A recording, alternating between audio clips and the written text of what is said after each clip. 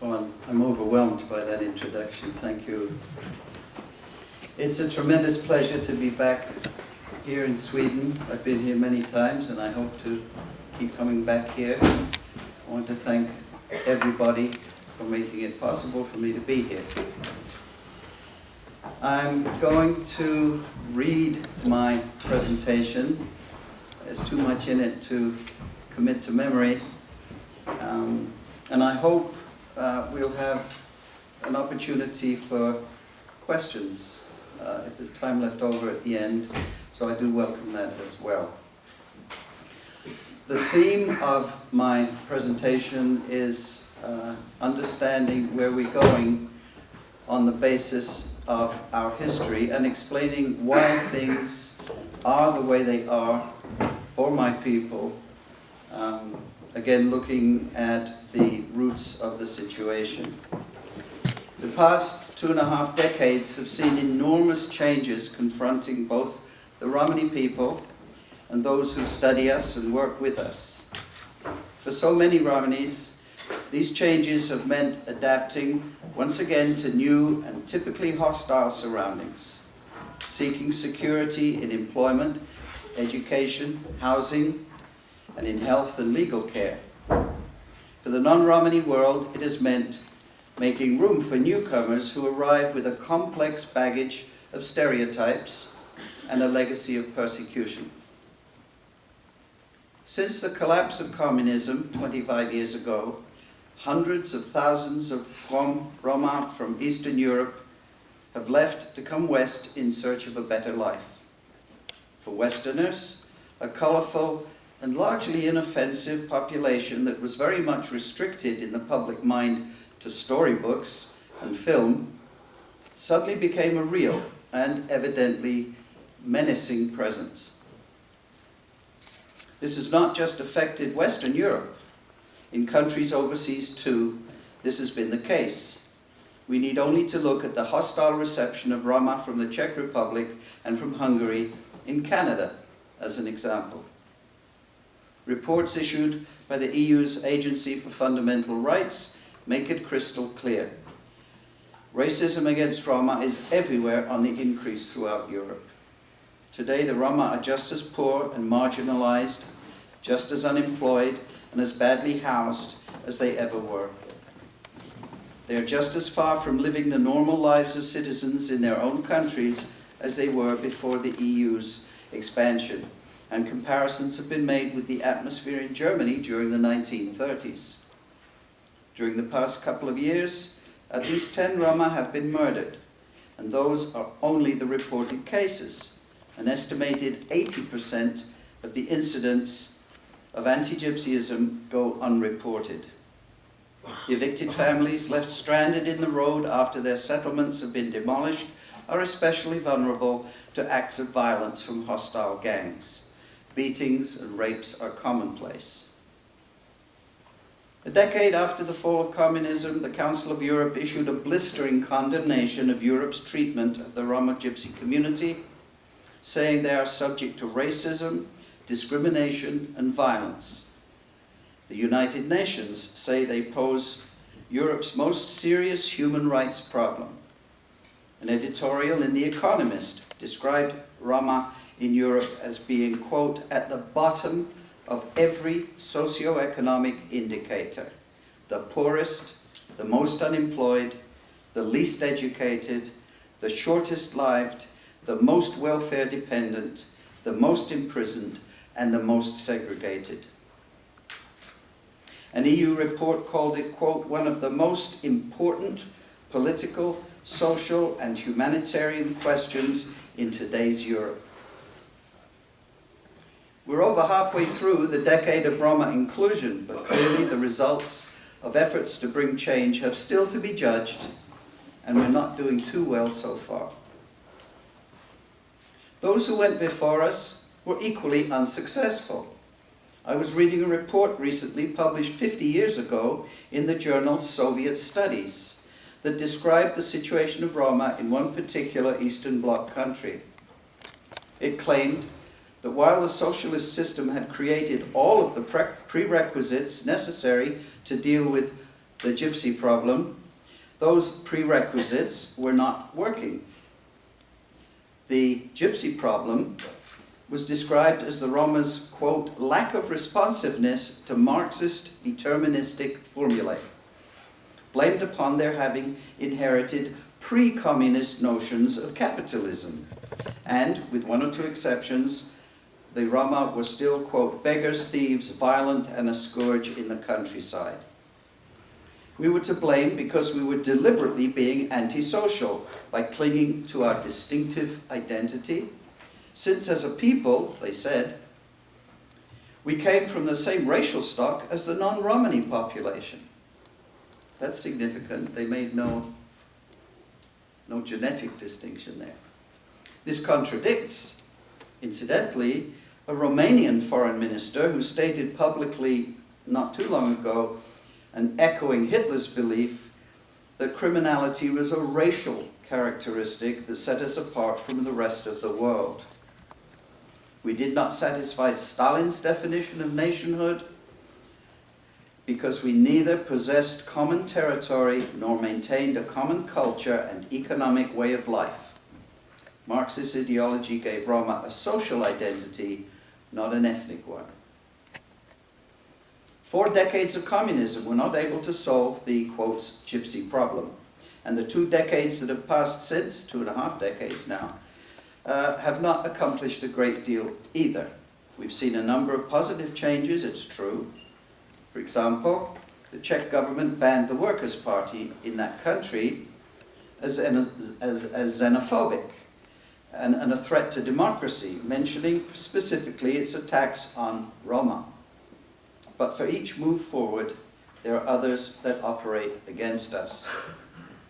It's almost predictable that any formal report on Roma will use the word problem. A quick internet search for the words gypsy problem that I made when I was writing this presentation brought over 22,000 responses. Let me repeat that, 22,000 responses on the internet referring to the gypsy problem. It should be more openly acknowledged, perhaps, that we also have a Gajo problem, a non-Romani problem. After all, those 22,000 references on the internet did not originate with us. But the reality is that both Roma and Gaje have a whole lot of problems with each other. And if they are to be dealt with successfully, just as in a successful marriage, the key words are communication and compromise. I live, like an increasing number of Roma, with a foot in 2 worlds, and I can identify a number of these issues from both perspectives.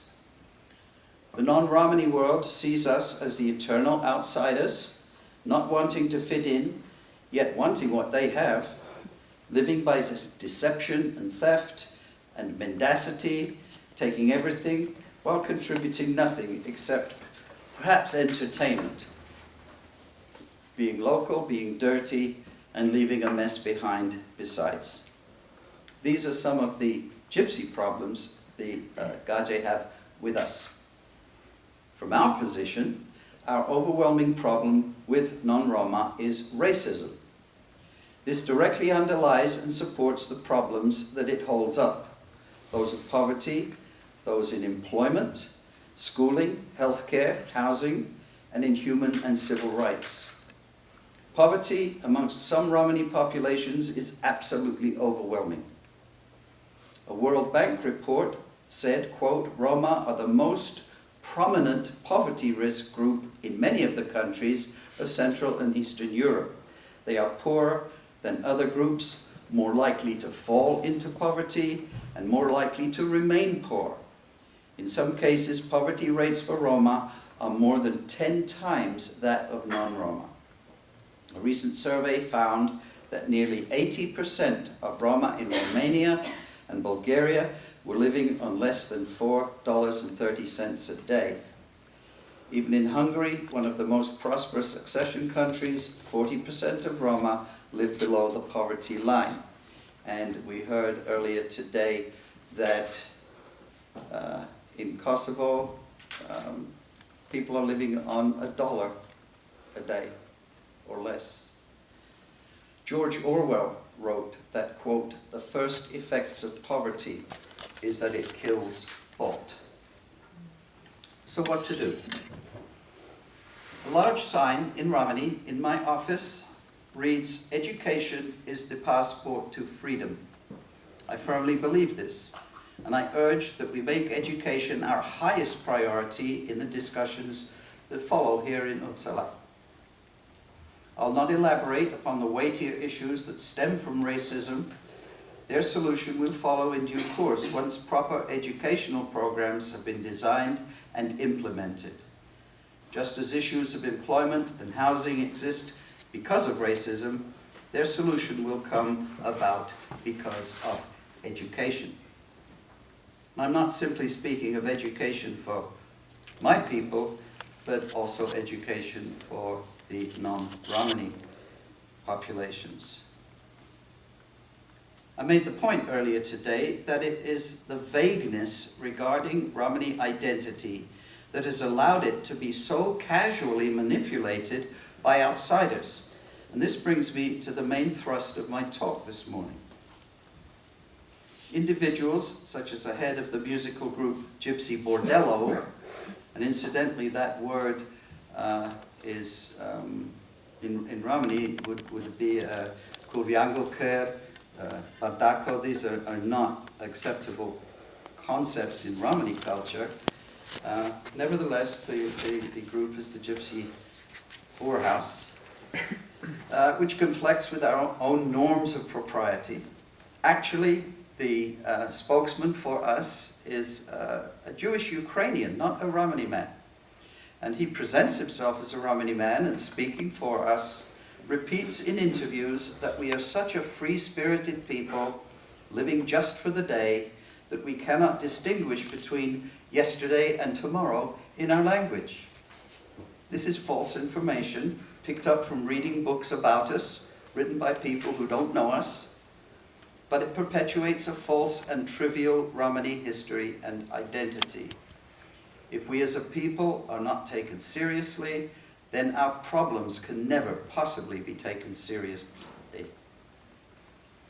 One quite influential and serious paper has in its title a reference to us as the people without a history. And this is a phrase that recurs. But what could we tell people who ask us about ourselves? If we knew who we were, if we knew our history, and had more status which would allow us to be heard, we would have a say in how we are portrayed. If a journalist wants to say we originated in Egypt, as one recently did, who are we to say she was wrong? And what would we say to correct her? And where would that protest ever be heard or acknowledged? Because our history was lost to us many years ago, and we thus cannot provide it, the non-Romani world has not shirked in creating various identities for us. I don't believe that we can make history unless we know our history. Alain Besançon has said that, quote, "A man without memory is of absolute plasticity. He is recreated at all moments. He cannot look behind himself, nor can he feel a continuity with himself, nor can he preserve his own identity." As long as the storybook gypsy influences the journalists' and the novelists' portrayal of us, as long as the instant experts in the media feel confident that what they write will go unchallenged, as long as their imagination has free rein, we will continue to be recreated at all moments, as Besançon says, never in control of our own identity.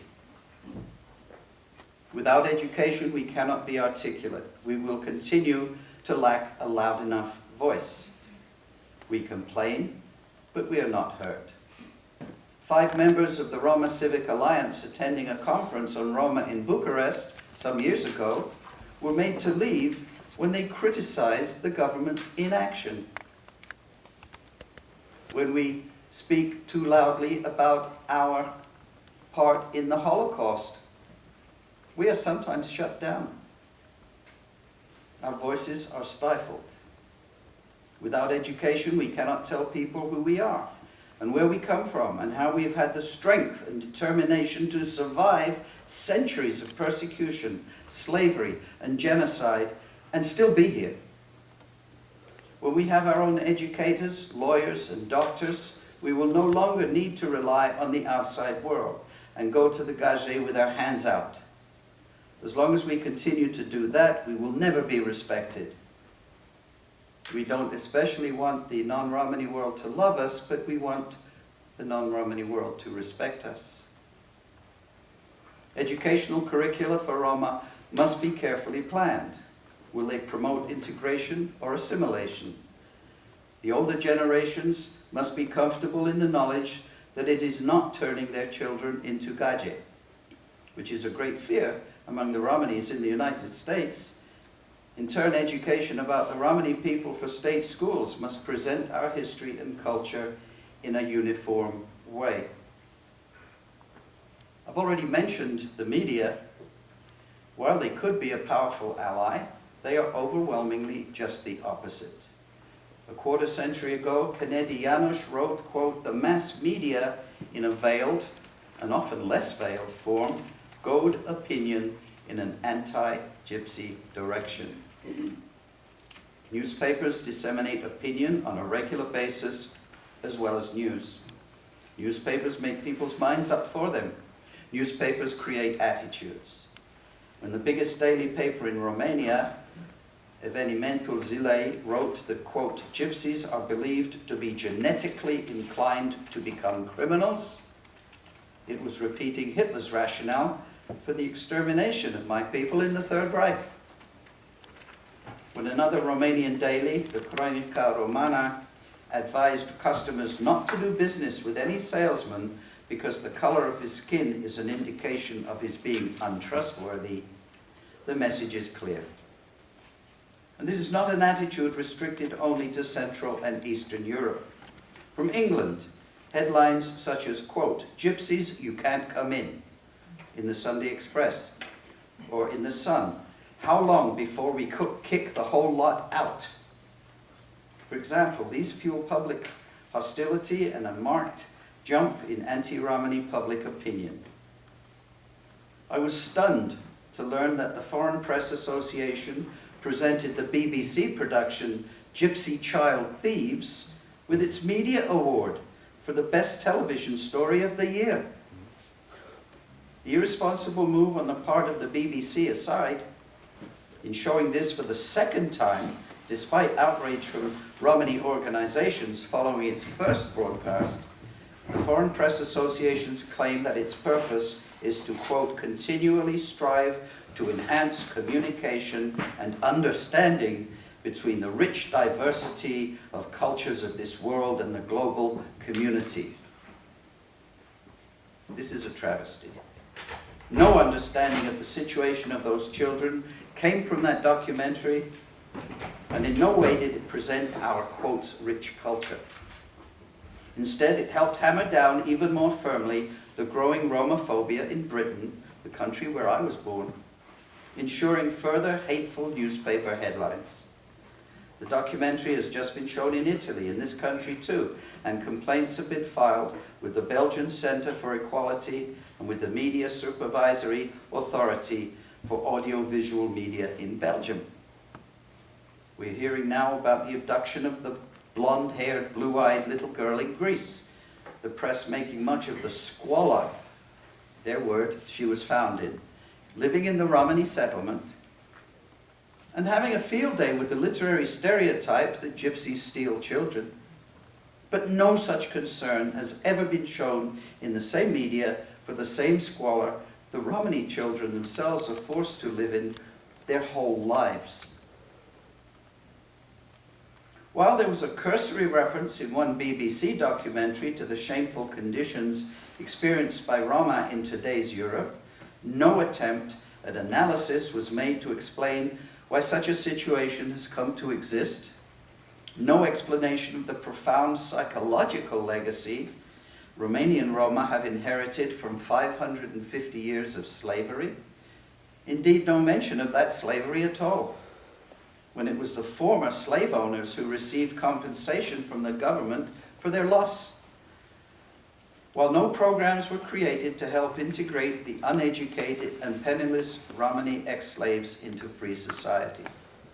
There was no reference in that documentary either to the fact that after the Holocaust, the Romani survivors of that genocide were turned away from the camps with no help, no war crimes reparations, to rebuild their shattered lives in a hostile world where laws against them were still in effect. This is our history. The Chinese say that the beginning of wisdom is to call things by their right name.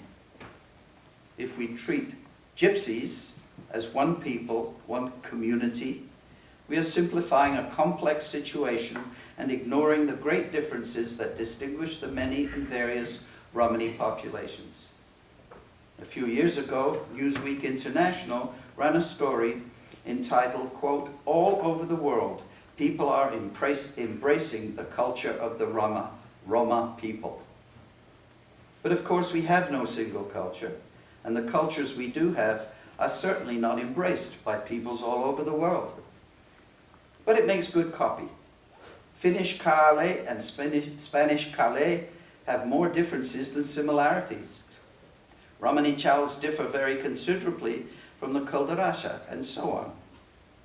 Those differences have been used to deny Romani populations any shared ethnic identity, and instead to use social and behavioral criteria to define us. The quote from Soviet studies I read a while ago is an example of the kind of thinking that I'm talking about, and I've repeated the words of the Czech sociologist Jaroslav Sus several times before, who claimed that it was, quote, "an utterly mistaken opinion that gypsies form a nationality or a nation, that they have their own national culture, their own national language." And I've repeated too the words of the late honorary secretary of the Gypsy Law Society, Dora Yates, who asked, in reference to the Romani nationalist movement, quote, "Except in a fairy tale, could any hope ever have been more fantastic?" They know us better than we know ourselves, evidently. Instead of thinking negatively in terms of identity about the things that make one group different from another, we must think instead of what all of us share in terms of language, culture, and ancestry. After all, these are the things we brought with us into Europe.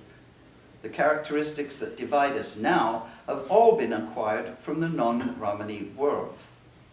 So let me turn then to what I think are the main issues that bear attention. Firstly, do we proceed regarding Roma throughout Europe as ethnically defined populations or as socially defined populations? Clearly, the latter has been the case so far, since both Romanis and non-Romanis have usually been grouped together.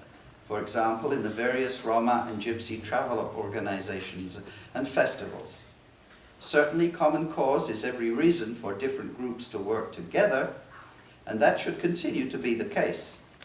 But I maintain that not enough acknowledgement is made of the cultural distinctiveness of Romani peoples, distinctions that must be taken into account, for example, in the areas of teaching or housing. The fact is that different Romani subgroups are not anxious to work with each other, given a choice, let alone with non-Romani groups. These are all problems that have to be confronted head on. If Roma are to be regarded ethnically, then a number of questions immediately arise. Can we, in fact, speak about one Romani people? Well, the answer is both yes and no. Let me elaborate on that and get to the title of my presentation, finally, explaining today through history. A military related reason for the migration of our ancestors out of India is by no means a new idea. It was first alluded to by Rüdiger in 1782. Over the past 2¼ centuries, researchers, including De Goeje, Clark, Leyland, Burton, Kochanowski, Bahala, Courtiard, Mroz, Haleti, Lee, and Knudsen, have all argued for this, the consensus being that it was the Ghaznavid invasions during the first quarter of the 11th century that led to the move out of India. The works of Sulis, Fraser, Marusyakovova, and Popov, and more recently Marsh, have furthermore demonstrated that it was also the spread of Islam that was the principal factor in the migration of our ancestors into Europe from Asia during the medieval period. I won't go into the historical and linguistic details here. They are presented in a book of my essays called Danger, Educated Gypsy, edited by Dilip Karanth and published by the University of Hertfordshire Press. What is significant about this is that we now understand that our ancestors were never one people speaking one language when they left India, but included many ethno-linguistic components. I've argued elsewhere that, like our language, our identity as Roma came into being during the sedentary Anatolian period, the professional status of the Indians and the contract variety of their language crystallizing into the Romani language and people, particularly under the influence of Byzantine Greek. There were no Roma before Anatolia. I should like to advance a different perspective, which I believe provides an alternative way of understanding the question of identity, and why the question of identity confuses journalists and sociologists, and why it causes us ourselves so much of a problem. In light of the particular details of our origins and of our shared and unshared social history, since then, certain conclusions must be drawn. First, that the population has been a composite one from its very beginning, and at that time was occupationally rather than ethnically defined. Second, that while the earliest components, linguistic, cultural, and genetic, are traceable to India, essentially constitute a population that acquired its identity and language in the West, if we accept that the Christian, Greek-speaking Byzantine Empire as being linguistically and culturally Western. And third, that the entry into Europe from what is today Turkey was not as a single people, but as a number of smaller migrations over perhaps as much as a 2-century span of time. These factors have combined to create a situation that is in some sense unique. That is to say, we are a population of Asian origin that has spent essentially the entire period of our existence in the West. We are the proverbial square peg trying to fit into a round hole. But unless our cultural and linguistic differences as an Asian-rooted people in the West are properly taken into account, the problems will persist. Because the population was fragmenting and moving into Europe during the very period that an ethnic identity was emerging, there is no sense of our ever having been a single, unified people in one place at one time. When I was much younger, and before I knew as much as I know now about our history, I was your typical militant ethnic nationalist, and I would say we were one people at one time, and we have to be that again. But I realize now that that was not the case. We can talk about unification, but we cannot talk about reunification the way I used to years ago. We can speak of a core of direct retention, which consists of a genetic, linguistic, and cultural set of factors traceable to Asia and evident to a greater or lesser extent in all populations identifying as Romani. But we must also acknowledge that all of these areas have also been augmented, as I've just said, through contact with European peoples and cultures.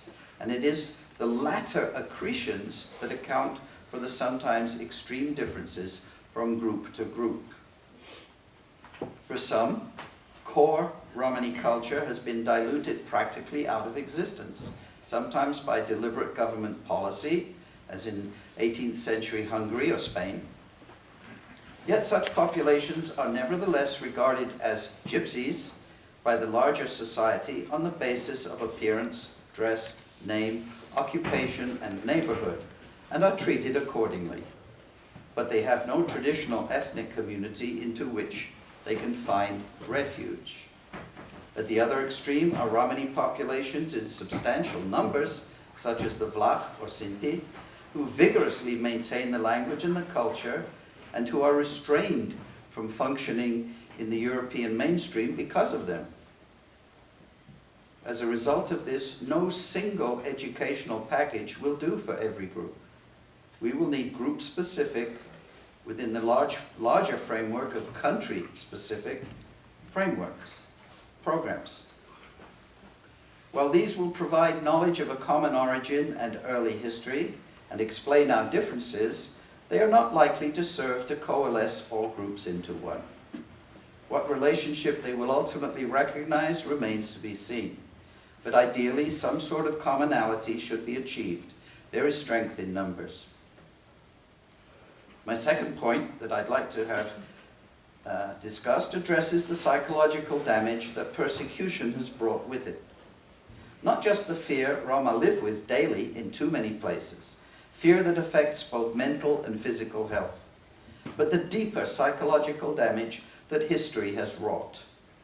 I don't believe that any attention has been paid to this at all.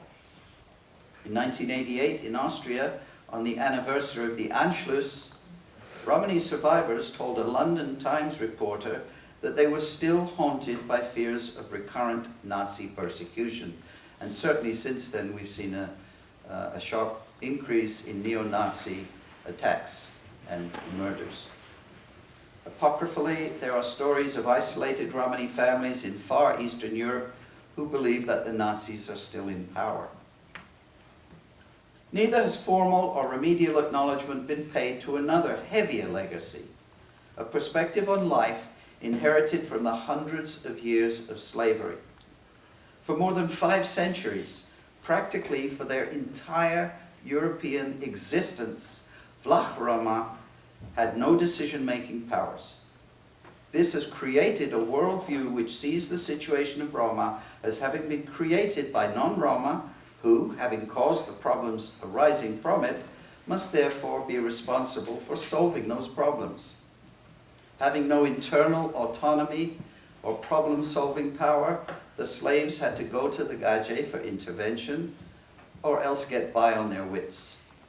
If, for centuries, a people have lived in a society where every single thing, including food, clothing, and even one's spouse, was provided from outside and could be taken away from outside at the discretion of one's owner, and if getting anything extra, including favors, depended upon one's influence with that owner, then it must instill an assumption that this is how one survives in the world. And while slavery has been abolished now for 1.5 centuries, remnants of this way of thinking are still in evidence. There have been studies dealing with this, the legacy of slavery, as it has affected the contemporary African American population, but no such study has been done for Roma who descend from centuries of slavery. Not only are assistance and material things sought from outside rather than from within the community, but cultivating useful and influential contacts outside the non-Romani world is also a priority and becomes a mark of prestige within it. A man can become the leader of his community on that basis alone in the Romani world. This kind of thinking does not encourage self-determination or personal initiative. But before it can be addressed and changed, it has to be understood. Seeing ourselves as victims, though, is a loser's game. We must use our own skills to change our situation. And if we don't have those skills, then we must get them. Ultimately, we must rely on ourselves. The outside world is not going to solve our problems for us, and if we expect it to do so, it will be a very long wait. Like us, the Jewish people have been pushed to the side and discriminated against, but they learned long ago that no one was going to help them, that they were going to have to do it themselves. Like us, they disagree amongst themselves, but unlike us, they ask the rhetorical question in times of change, is it good for the Jews? I.e., do we support it or fight it?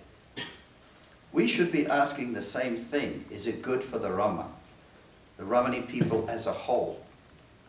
What a strong voice we would have if we were truly united. And this is a very real fear for some politicians, and the reason in some parts of Europe they push to keep us fragmented. The Indian writer N.B. Salunke, in an article on the army leaders at the time of the Ghaznavid Wars, the push that led us to move away from India, wrote in our journal, we have a journal published in India called Roma, he had this article there, and he noted that the resistance cooperating with each other amongst the early Indian militia and the camp followers was, quote, their major vice, the main reason which does not allow them to come together and try their problems. For minor disputes, they never try to come together to negotiate, to thrash out their problems, or to resolve some reforms. The superiority of their kinsmen seems to be intolerable to them. And I have to say that this is a characteristic we seem to have inherited. Where there are two Roma, you're going to find three different opinions. We have to learn to compromise. We must be confident in our identity and value the inherited common characteristics of our people as being what defines us, not the superimposed characteristics from so many non-Romani cultures that divide us. And unless we know our history, unless we know where we come from, we will continue to be just gypsies whose identity is in the hands of others. Like the Republicans and the Democrats in the USA this month, we must agree to disagree if we are going to move ahead. Thank you very much.